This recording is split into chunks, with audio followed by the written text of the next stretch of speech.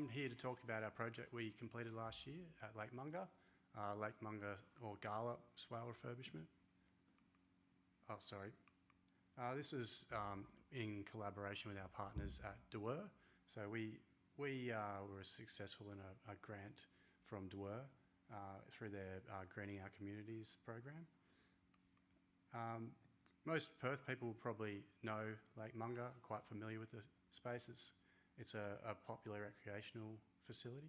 The lake its traditional name of the lake is Garlop, which means place of fire. It refers back to the indigenous use of the site, which is for camping and hunting and fishing. It's a registered Aboriginal site. I've got a few photos up there just showing the general vibe of the site. So most of the surrounds is public open space. It's one of the town's really important recreational sites, our district open space. Generally it's manicured lawns, established trees, pedestrian pathways, playgrounds, but over on the eastern edge, a narrow corridor between the freeway and the lake, there's a series of nutrient stripping channels which were constructed in the 1990s and early 2000s. And that's where our project was. You can see it's a bit of a transition in the landscape over there. No more irrigation. It's more of a nature trail site with a few boardwalks, lookouts, and just more an opportunity for the users to engage with the nature of the site. A little bit about the historical context of the site, which is really important to understand. So you can see the map up there. Some people might be familiar with that map, but basically it shows the lake system in that area pre-settlement. Obviously it's heavily modified since then, but you can still see the general shape of Lake Herdsman. It is reasonably similar to what it is now. However, all the lakes between there and the Swan River have been heavily modified. So these were a chain of ephemeral lakes which would mostly dry up in summertime and which provide a really ample habitat for bird life, fish, waterfowl and whatnot. So this is really important habitat, also a really important site for the Noongars who would camp and fish in the area, and there's strong ties to their the Woggle associations, and it's just a really important site and continues to be. So it is a registered Aboriginal site. A bit of a rap sheet up there of what's occurred on the site post-settlement. So there was actually a massacre on site in the 1830s. The site was heavily used for landfill and rubbish dumping from the 1930s onwards. In the 1909, the completion of the Herdsman drain occurred, so that changed the site completely. From then it became a permanent water body, so it was no longer drying up in summertime. So that changed the hydrology, obviously, it changed the habitat and whatnot. Obviously, a lot of development occurred around Lake Monger, so dredging, filling, urban development. Freeway was constructed. Around the 1970s, there was a bit of a change in social conscience, and there was a few studies into the health of the lake. 1990s, the freeway was widened, and the swales that we worked on were constructed around the late 1990s and early 2000s. A bit about the hydrology. So Lake Monger is about 70 hectares and about 1 metre deep. There's a significant amount of urban drains that discharge into it. A lot are around that eastern edge where our swale system is. The catchment includes Wembley, West Leederville, and Mount Hawthorn. The lake also receives groundwater as well as the stormwater off the freeway, so contaminants coming through in both ways. And through summertime there's significant algal blooms, botulism, which causes lots of fauna death. So when we started work on the swale refurbishment project, we were able to look back on the from when the swales were originally constructed. It was great to have a look back and see the level of documentation which was done there with the coloured drawings, as well as the site conditions for the guys up there building the rock weir. But this is really what we had to go with. We didn't have a survey of the site or anything like that, so we could refer back to these photos and see what was originally constructed, what worked and what didn't, and what had changed since then. So in the middle photo next to the plan, you can see some casuarina. Unfortunately, these were a invasive species, and they really ran rampant along the site in the years following the construction. Unfortunately, also the site was quite neglected. So these casuarinas were allowed to just really take over and choke out the sedge growth. The needles on the pine needles choked out any growth, and even in the basin areas, through neglect, a lot of those areas were just overtaken by wetland weeds.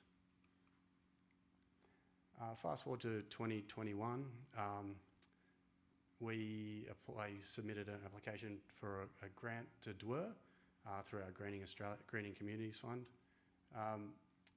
So we've developed the concept of the swale refurbishment, and we developed up these objectives, so I'll read them out. To improve and maintain the lake water quality to an acceptable level, ensuring the lake environment is able to support a variety of environmental and social values.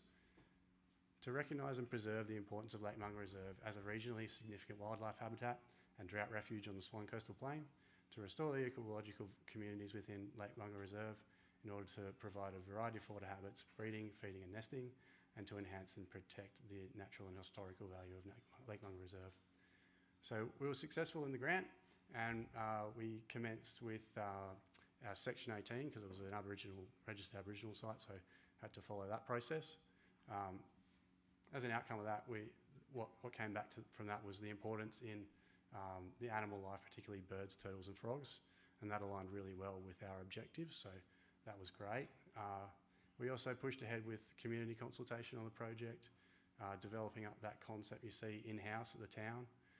We did further consultation through social media, through our friends group, Friends of Garlip, and we actually even developed a video, which is a really useful tool in communicating the message of the project. It's really valuable to undertake a strong community consultation phase, particularly for a very well-used recreational site like Lake Monger. Obviously, we were fenced off the site. We had to fence off the whole site. We had to remove hundreds of casuarina trees, so such a big impact, we really had to have the community's input, so that was an important stage. Early 2023, we put together our consultant team, and this consisted of Josh Byrne and Associates Landscape Architects. So their scope was to rationalise the town's concept, develop the detailed design. They also had JDA Hydro on board as their hydraulic engineers, and they provided useful hydraulic input, provide a report to make sure all our proposals worked from that perspective. The town brought on Bamford ecologists. They brought in a lot of knowledge of similar environments. They not only helped us during the design phase, they also helped us during the implementation phase with inductions on site and also fauna trapping and relocation. So mid-2023, our Section 18 was granted and we hit the ground running to construction. So this construction scope was to, the first stage was fauna management. So we trapped and relocated the turtles, frogs outside the construction area. We started our removal of the casuarina and other invasive species. So that involved some high-tech little buggies that could get out on that really narrow corridor that you can see there between the swale and the lake. And that we removed a significant amount of casuarina from there. We also got in there with the skid steers and excavators to strip the contaminated sediment from sedimentation ponds. We also scraped the banks of the whole swale to prepare for planting and removed a significant amount of hydrocarbons that had washed into the site in those sedimentation ponds.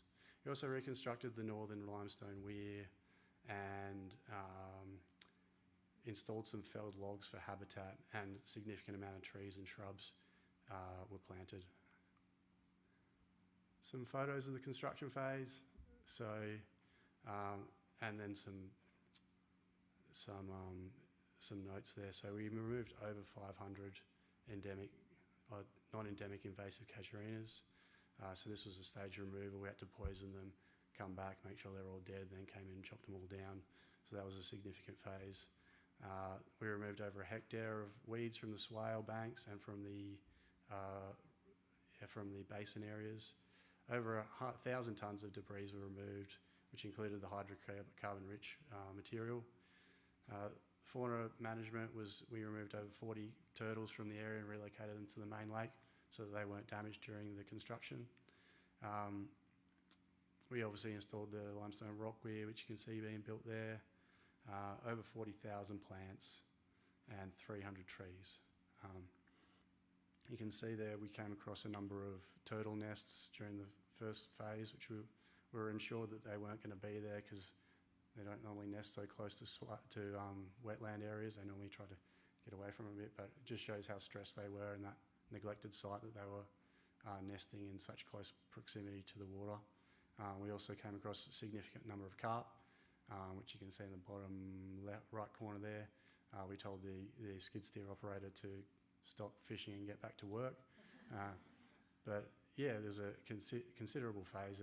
The skid steer we had to bring, the excavator we had to bring in for the wider swale was an amphibious excavator because the arms couldn't reach as far out, so it actually had to go into the water.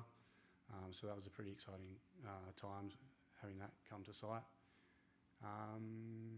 Yeah, so a couple of before and afters of the civil phase there. You can see how choked up the weed was through the wider areas of the swale and how much, when we removed it, how different it was.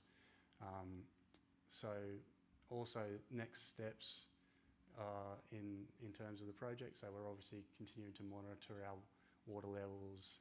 Our weed management is going to tick up a bit. Not going to send the site through such neglect as it was previously.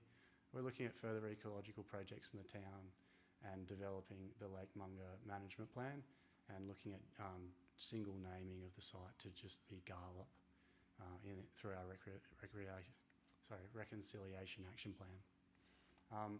Obviously, in terms of an outcome, it hasn't been a great 6 months for rainfall. We desperately need some water down there, but a lot of the planting has held up really well. So yeah,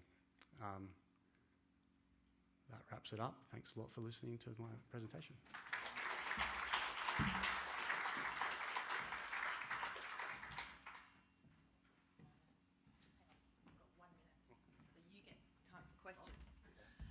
We have 1 minute.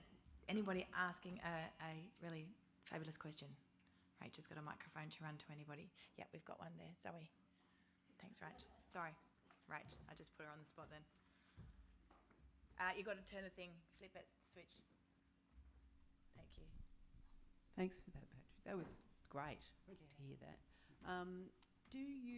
Does the maintenance plan include regular desedimentation of the ponds? No. Because it's too difficult? Because it's too difficult. Access, such a tight site, we had to fence off the whole swale area, which was significant. Significant cost, significant access constraints shutting down the site for it.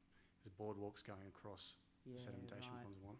Also, in the early phases of the design process, our hydraulic engineer seemed to think that there wasn't the benefit of removing the hydrocarbon sediment wasn't a huge benefit as long as it was trapped there and as long as the sedges were there doing their work, then it wasn't so important to remove everything. Okay, good to know. Thank you.